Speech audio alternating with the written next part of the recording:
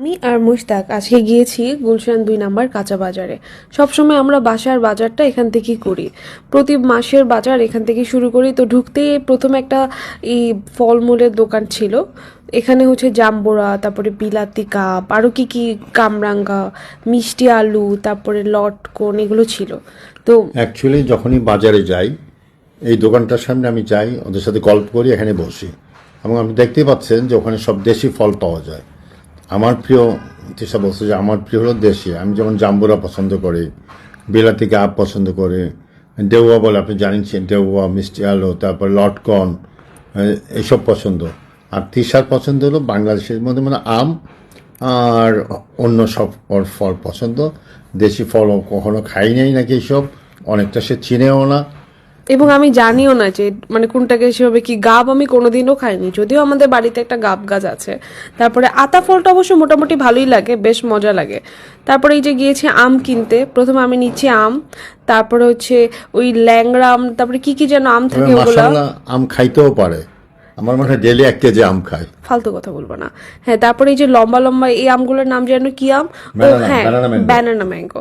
তারপরে হচ্ছে কমলা নিয়েছি, তারপরে আমি নিয়েছি ড্রাগন, তারপরে আমি আর কি কি নিলাম আমি ভুলে গেছি। তবে এই আমগুলো আমি ব্যানানা আমার কাছে খুব ভালো লাগছে দেখে। আর তিশা যেগুলো আমগুলো পছন্দ করছে ওগুলো অনেকটা তিশার মতো গোল। চুপ থাকো। রূপালি আম নিয়েছি, গোল সাইজ। তারপর আমি নিয়েছি হচ্ছে আমার জন্য আঙ্গুর, যেহেতু আমি এগুলো খাই।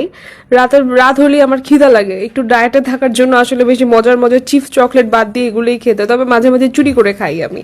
আর বাজারে গেলে আমার মানি ব্যাগ দেখে আস্তে আস্তে খালি হয়ে যাচ্ছে, এই জন্য আমি আর মানি ব্যাগই সাথে নিই না। মানি ব্যাগ না নিলেও অসুবিধা নেই, আমার ব্যাগেই টাকা থাকে। কেউ যদি চান আমাকে কিডন্যাপ করে নিয়ে যেতে পারে, কোনো কিছুই পাবেন না।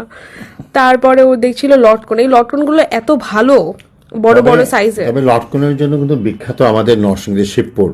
হ্যাঁ, সবাই মানে অনেক বাগান আছে, দেখতে যায়। আমার বাড়িতে কিছু লটকন গাছ আছে, বাট কেন জানি অত ভালো হয় না। লটকন আসে কিন্তু ভালো না, বাট আজকে লটকনগুলো দেখতে খুবই সুন্দর, হ্যাঁ, মাশাআল্লাহ। অনেক বড় বড় ছিল আর মজাও ছিল।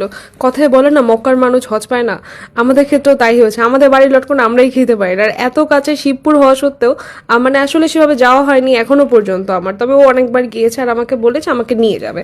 আমি তরমুজও কিনেছি, তারপর আমি কলা কিনেছি, তারপরে আমি আরো অনেক কিছু কিনেছি যে আমি পরে কিনতেছিলাম।